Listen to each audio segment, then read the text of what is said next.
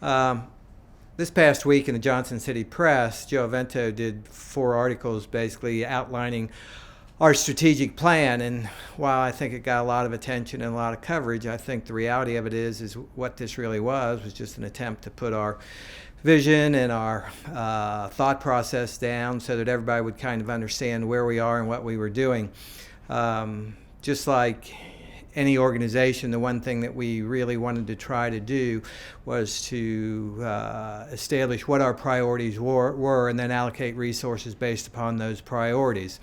The other thing that we really wanted to emphasize in this strategic plan was what did our culture really need to be within the athletic department. So there's a big part of the strategic plan that talks a lot about culture and what we expect of our student athletes, what we expect of our coaches, and what we expect from our administration. But I think an awful lot of the things that we've done over the last 2.5 years have really been part of this strategic plan. We had just really not publicized it, but the restarting of football, the hiring of the coaches and staff that we have, the branding of our program from the standpoint of new images, logos, and mascot. All those things are what we've really tried to do to develop, the ETSU brand. In the strategic plan, what we basically do is we look at what the major initiatives of the university are and what they're trying to accomplish, and then how we fit our athletic department initiatives into the university's goals and objectives. Everything that we do is really focused on trying to help the university meet those goals and their mission. For me, I think it was important to establish, the vision of what we wanted this athletic department to be. And for me, it's pretty simple. While the vision says to be, the preeminent mid-major program in the country, what I see, how I see that happening is going far into NCAA tournaments, of playing in sold-out venues with excited, crazy fans cheering the Bucks home to victory. And then, probably the last thing is getting national exposure, both in print and broadcast media, being on ESPN, being on Fox College Sports, just being in USA Today, being in Sporting News. Those are the things that I see. That's our vision. When we get to that point, then I think we will really have made a major step forward in establishing our brand, which does so many other things for the institution. It helps with student enrollment. It helps with the quality of student life. It really helps us become, a contributing entity within the Northeast Tennessee region. So those are all things that we want to do. So the strategic plan has pretty much just outlined that. And like I stated a little bit earlier, one of the things, just like any business or any organization, what we really had to do is we had to prioritize what are the most important things from the standpoint of how it helps us meet those goals of ours, which is to become as valuable to the institution as possible. So as we looked at that, I don't think there's any mystery that football and basketball does that better than anything else. And in the strategic plan, we outlined the 12 or 13 criteria that we use to really determine the allocation of resources. So I think as people read it, I hope it makes sense to them. It makes sense to me. I think if you look at most successful athletic programs across the country, or to be honest, any successful organization, this is pretty much what they do. They allocate resources based upon return on investment, return on objective, and how they create value for that particular organization. That's pretty much what we did. In the article in the paper, Joe Avento used the word tier quite a bit to identify the level of allocation of resources to each of our sports. I really don't look at it as tiering what I do. I look at it as, at the current time, what is the best use of the resources that we have? What do we get the most value out of?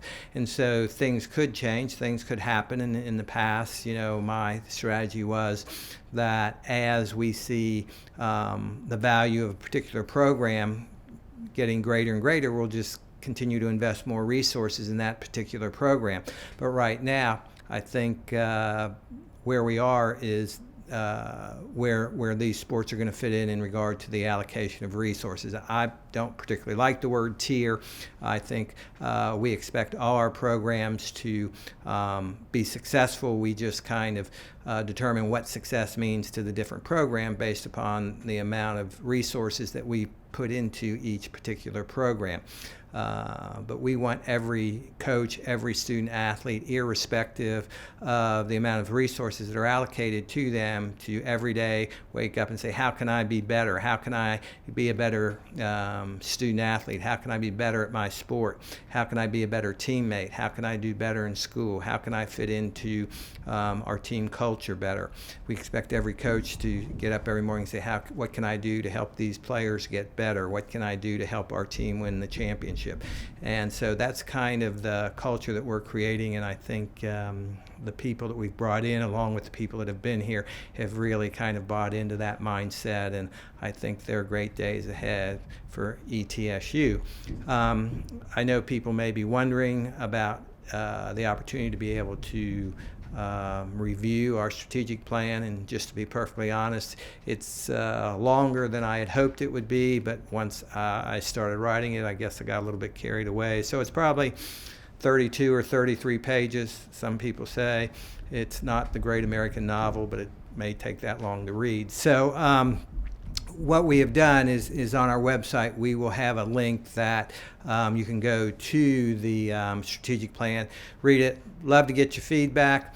Feel free to email me any thoughts that you might have, whether you think something doesn't fit into it the way it should, or if there's anything that should be included. This is a document that I believe is continually changing, that is going to be ongoing. I don't think this is by any means something that is so rigid that we can't make adjustments, but this is pretty much where we are with this right now. We talk to many folks within the athletic department, our senior executive leadership group within the athletic department, talk to the president, talk to other administrators throughout the campus, some faculty folks, and shared that with them, got their input.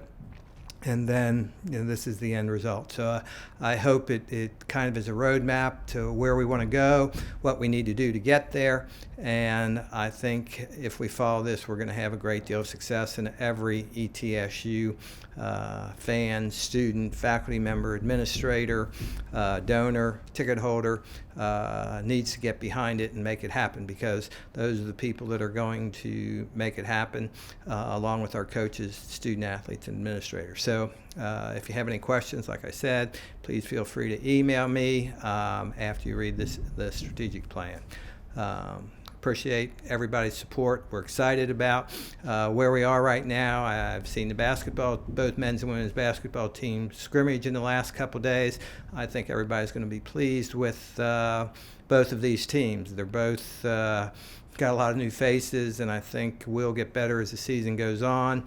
Coach Forbes clearly has brought in 10 new players. I think Coach Hazell probably has 4 or 5 new players. So give them a little time, and I think you'll like the result. But I guarantee you one thing, they'll play with great passion and energy, and I think they'll defend the way you like to see teams defend. So it's an exciting time. Thanks for everything.